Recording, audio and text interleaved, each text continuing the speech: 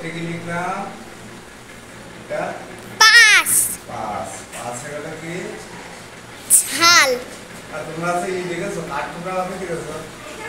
কাঠঠোকরা উট। কাঠঠোকরা পাখির নাম কি বলো তো? একটা পাখি। উট কি? কাঠঠোকরা মানে এই যে কাঠের এই যে কিসের যে গাছের যে কাঠ কাটে। আচ্ছা আমি কাঠঠোকরার বিষয়টা এঁকে দিচ্ছি তোমাদের, হ্যাঁ? বিষয়টা আছে কিরকম শুনবা? এই ধরো কাঠঠোকরা তো হলো, তাই না? হ্যাঁ? জি। তাহলে কাঠঠোকরা পাখি হয়ে গেল, তাই না?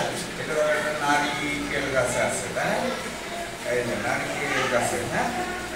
এটা একটা নারকেল গাছ আছে, ঠিক আছে? একটা গাছ আছে, তাই না?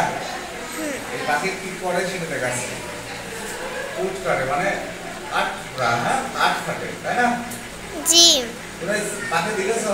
এই পাখি কিন্তু অনেক সুন্দর রকমের পাখি আছে আমাদের আমাদের এই বাংলাদেশে, হ্যাঁ? দেখেছো তোমরা? জি দেখেছি। আলাদা না, খুব সুন্দর রকমের পাখি হয় এটা। এই পাখিদের কি একটা নাম আছে জানো? নারকেল গাছ এটা একটু দাঁত কাট দিয়ে কাঠকাটা পাখির নাম কাঠঠোকরা। হ্যাঁ কাঠঠোকরা।